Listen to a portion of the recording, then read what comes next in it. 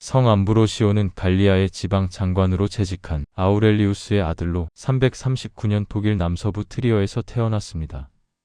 밀라노의 성녀 마르첼리나와 성사티로와는 형제 사이입니다. 그는 부친이 사망한 후 어머니와 형제들과 함께 로마로 이주하여 인문 교육을 받아 수사학과 법학 외에 그리스어에도 능통하였습니다.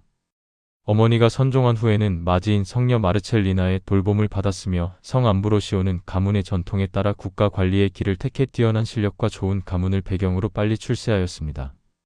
그는 시르미움, 오늘날 세르비아의 스렘스카 미트로비차이 지방 법원에서 잠시 근무하다가 지방 장관 프로부스의 고문이 되었고, 그의 추천으로 370년에 에밀리아 리구리아의 수도인 밀라노의 집정관이 되었습니다. 성 암브로시오가 그 지방을 다스리던 때 밀라노에는 서방 교회 아리우스주의의 대표자인 아욱센티우스가 주교로 있었습니다. 아욱센티우스는 발렌티니아누스 1세 황제의 도움으로 교회에서 파문당했음에도 불구하고 죽을 때까지 밀라노의 주교로 재직하였습니다. 그러나 그가 사망한 후 후임자를 선출하는 과정에서 아리우스주의자들과 정통 교리를 따르는 신자들 사이에 격렬한 대립이 발생하였습니다.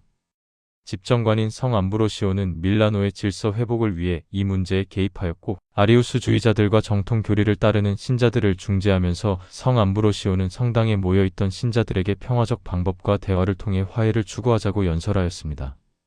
이때 뜻밖의 시민들의 절대적인 지지로 성 암브로시오가 주교로 선출되었고, 그는 수락할 수밖에 없었습니다. 그 당시 성 암브로시오는 세례도 받지 않은 예비신자였습니다. 그래서 그는 니케아 공의회의 결정을 따르는 주교로부터 세례성사를 받은 뒤 8일 후인 374년 12월 7일 주교품을 받았습니다.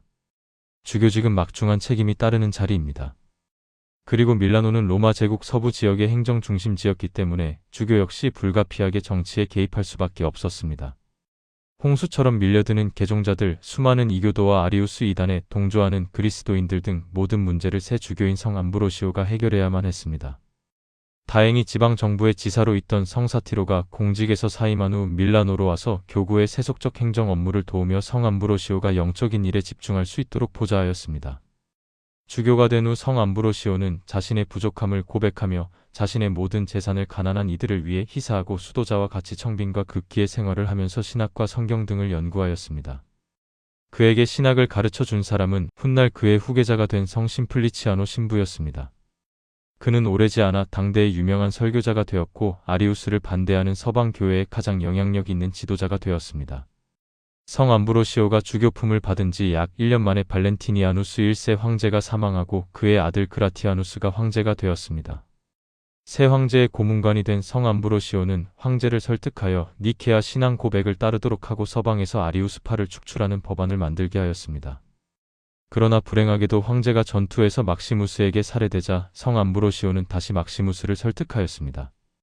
그는 로마의 원로원 회의실의 승리의 여신상과 제단을 재건하려는 로마의 집정관 신마쿠스 1파의 시도를 분쇄하는 데 성공하였으며, 385년에는 발렌티니아누스 2세의 어머니로 아리우스주의 추종자인 황후 유스티나의 영향으로 밀라노의 성당들을 일단의 아리우스주의자들에게 내주라고 명한 발렌티니아누스 황제의 명령에 성공적으로 저항하였습니다. 390년 테살로니카인들이 폭동을 일으켜 로마 총독을 살해하자 그에 대한 징벌로서 테오도시우스 1세 황제가 군인들에게 진압을 명령했을 때 군인들의 무차별 진압으로 인해 7천여 명이 살해당하였습니다. 이에 성 암브로시오는 황제에게 범죄의 중대함을 알리는 편지를 썼습니다. 그 편지에서 성 암브로시오는 참회의 필요성을 깨닫게 하고 공식 참회 행위로 보석해야만 용서받을 수 있다고 주장했습니다. 황제는 이에 순순히 응해 성탄 때 황제복 대신 참회복으로 갈아입고 통회하였습니다. 성 암브로시오는 항상 다음과 같은 원칙 밑에서 행동하였습니다. 황제는 교회 안에 있다. 그는 교회 위에 있을 수 없다. 393년 발렌티니아누스 2세가 갈리아에서 아르보가스트에 의하여 살해되고 그들의 대표로 부상한 에우게니우스는 우상 숭배를 재건하려고 시도하였습니다. 성 암브로시오는 그들의 살인과 공격을 공개적으로 비난함으로써 테오도시우스 황제는 마침내 제국 내에서 우상 숭배를 완전히 없애버렸습니다. 395년 1월에 테오도시우스 황제가 심한 질병으로 밀라노에서 사망하자 성 암브로시오가 그의 장례 때 기도하고 설교하였습니다. 그 후 2년 뒤인 397년 4월 4일 성 암브로시오도 밀라노에서 선종하였습니다. 고령의 성 심플리치아노 신부가 그를 계승하여 밀라노의 주교가 되었습니다. 성 암브로시오의 시신은 밀라노의 성 암브로시오 대성당 지하 묘지에 안장되어 공경을 받고 있습니다. 옛 로마 순교록이나 2001년 개정 발행되어 2004년 일부 수정 및 추가한 로마 순교록은 그가 4월 4일 주님 부활 대축일 전날인 성토요일에 선종했지만 그가 주교로 축성된 12월 7일에 전례적으로 주기를 기념한다고 기록하였습니다. 성 암브로시오는 초기 교회의 가장 위대한 인물 가운데 한 명으로 로마 제국이 쇠퇴해 가던 서방 세계에서 그리스도교의 부흥을 새로운 단계로 끌어올린 인물이었습니다. 또한 세속의 권위에 대항하여 교회의 독립과 자주성을 옹호했던 탁월한 행정가이면서 성경 교회신학, 신비신학 등 다양한 분야의 지식을 설교를 통해 설파한 위대한 신학자였습니다. 그는 설교를 통해 이단 사상에 빠져있던 성 아우구스티노를 이끌어 가톨릭 신앙을 고백하도록 했으며 387년 그에게 세례를 주었습니다. 이 사건은 그 당시 사회를 온통 뒤흔들어 놓은 놀라운 일이었습니다. 그래서 성 암브로시오는 히포의 성 아우구스티노, 성 예로니모, 교황 성대 그레고리오 1세와 함께 서방 교회의 4대 교부의 한 명으로 추앙받습니다.